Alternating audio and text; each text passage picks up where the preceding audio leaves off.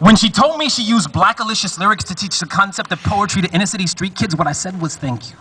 What I meant to say was bless you. What I wanted to say was take me, Mrs. Evers, I'm yours.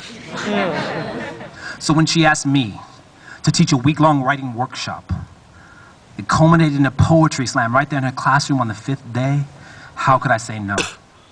And most of the poems performed that day were short, odd, and funny as hell, not unlike the students who read them. Like Marco, who spoke more Spanglish than English in his poem, which was entitled, "Get your pinche hands on my tamale, ese!" My favorite line in his poem was, "If you've never been in a room with 20 hungry Mexicans and only 10 tamales, then you've never felt the utter and total fear of impending doom." Marco's poem gave way to an epiphany. If Malcolm X were reincarnated today as a 5'1", 96-pound white kid with a mop of dirty blonde hair, his name would be Mickey, who was the only student who was brave enough to recite his entire poem while standing on top of Mrs. Eva's desk. Look here, people. I'll have it on good authority that Mr. Henderson, our school's principal, is the man. And his plan to change pizza and tater tot plate lunch Friday to soy burger and garden salad plate lunch Friday is not only un-American, but it reeks of communism. And to be perfectly honest with you here, I don't know exactly what communism is per se, but I know that every time an adult says that word, they cringe a little, like they do when they say the word cancer or Republican.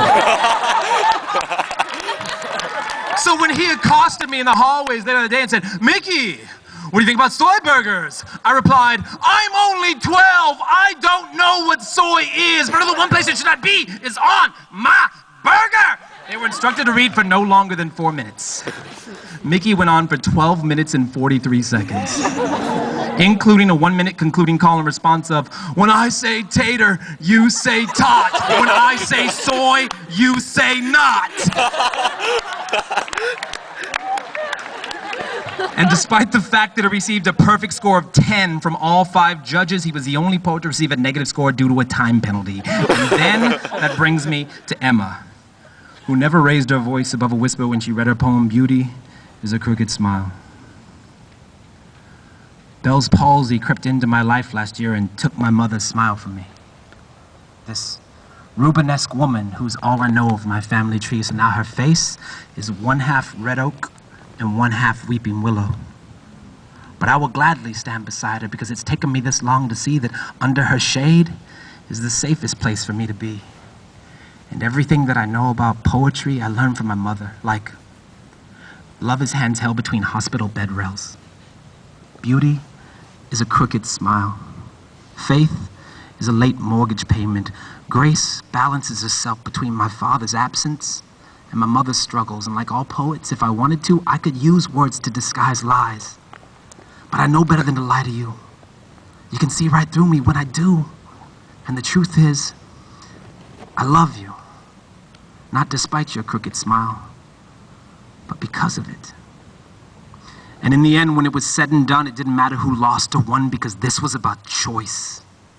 This was about silence or voice, and all those who spoke or didn't speak that day learned something. And what I learned is this: I have grown weary of poets standing on something as sacred as this stage and performing poems based entirely on lies, apocryphal shams. I like to call them deaf poetry scams. And it took a classroom full of inner-city youth to teach me that it doesn't matter if it's pretty or ugly. All of it is beautiful as long as it's based on truth.